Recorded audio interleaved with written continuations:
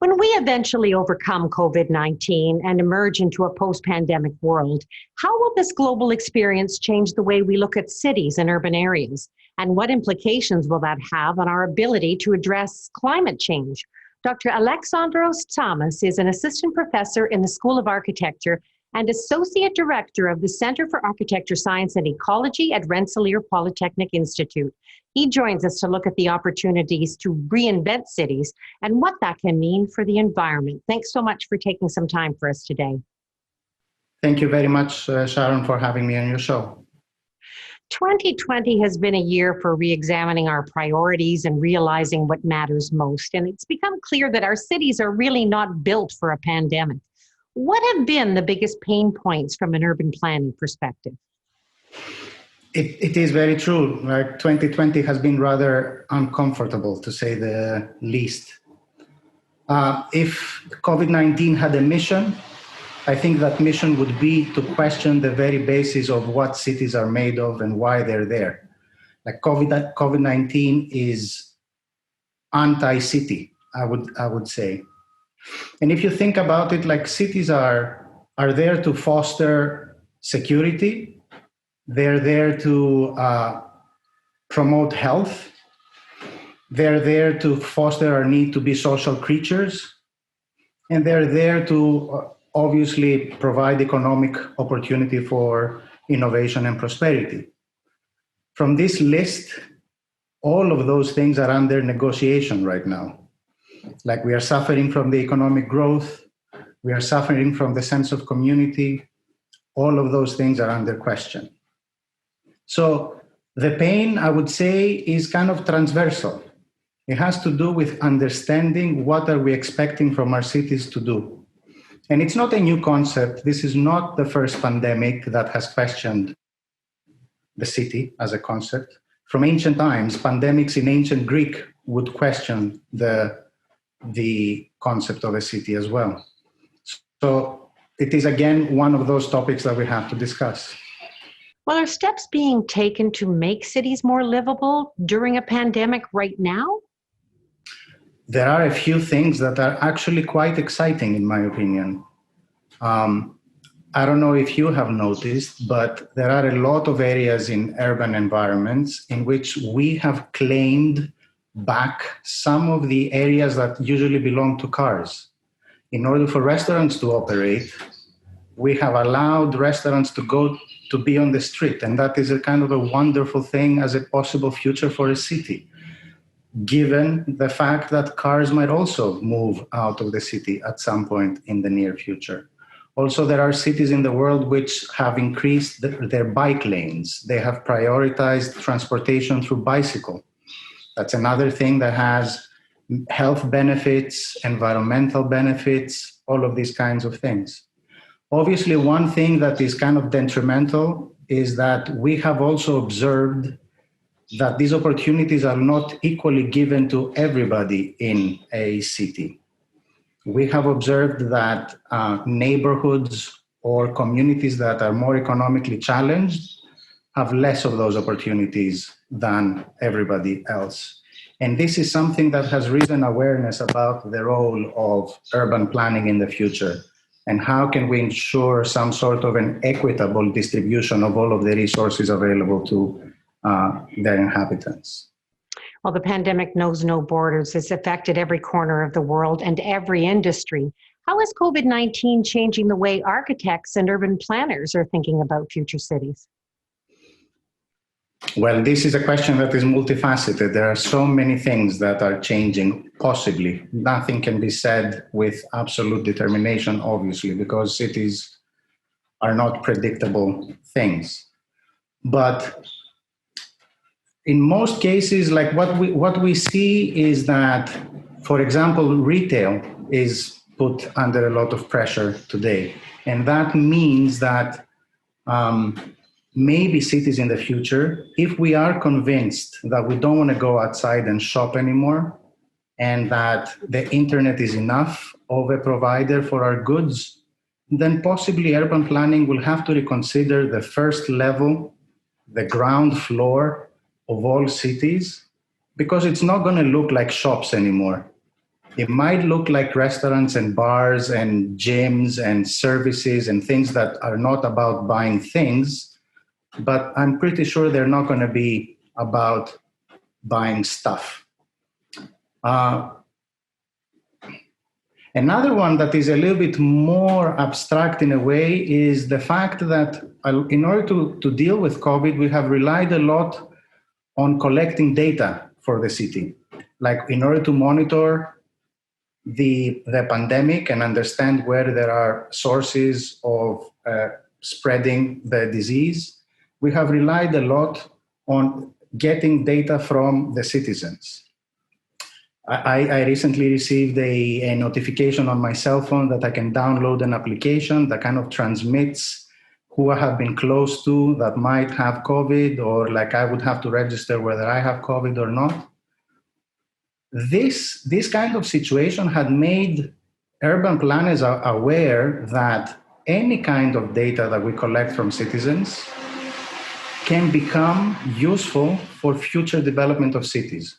Obviously, there is a flip side to this coin. The known issues about privacy, that we can't like invade the privacy of people in order to collect this data.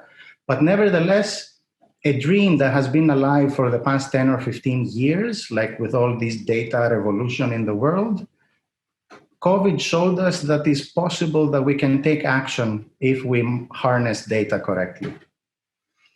And the big elephant in the room, obviously, as a change that is possible and that planners are thinking that might affect the cities, is obviously the way we live and the way we work. Well, many people are saying that remote work is here to stay. Do you think it's going to become the norm? And how is that going to affect downtown cores and office buildings?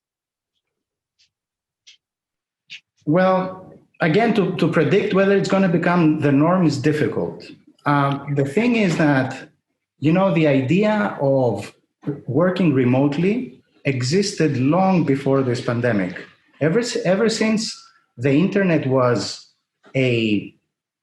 in our conscious minds as a possible future, even before we had it in our homes, there were already urban planners that were imagining a city that was not about commuting to work and density being redefined in a different way, not based on the way we live and the way we work. What COVID has done is they have shown us that it is possible. And we hear more and more every day companies of different sizes, the progressive ones and the less progressive ones, that say that it is a possible future. It doesn't mean that the office environment is going to completely collapse or it's going to get extinct. It means that you're not going to use your office on a day-to-day basis. You might use it for meetings. You might use it for social gatherings around the home. And also, it doesn't mean that it is going to be extinct. It means that it is going to migrate. It's not going to exist in your office, but it can exist in your home. It is going to exist in your neighborhood restaurant, in your neighborhood cafe and bar. And these are kinds of things that already existed even before COVID, and they just became more apparent with the COVID situation. Well, looking at the environment, the pandemic has had a positive side effect on climate change. Global emissions back in April, in fact, were down 30%. Gas consumption was down, but it hasn't all been positive, has it? No, of course it hasn't all been positive. Like there is a tendency right now for people to go live outside the cities because they're afraid, and it's understandable. It is a pandemic. You can get sick. For some, it is a life-threatening situation. But from a climate change perspective, a city density is what is required because it is more energy efficient. It is more energy efficient to live in large cities than to live in urban sprawls. And if you want to understand it from a very basic point of view, homes in cities are smaller. The amount of energy you need to heat them and cool them is much less than in a suburb. There is no idea of a garden in the same way. You don't use water in the same way. All of these kinds of lifestyle decisions affect the way we use our resources.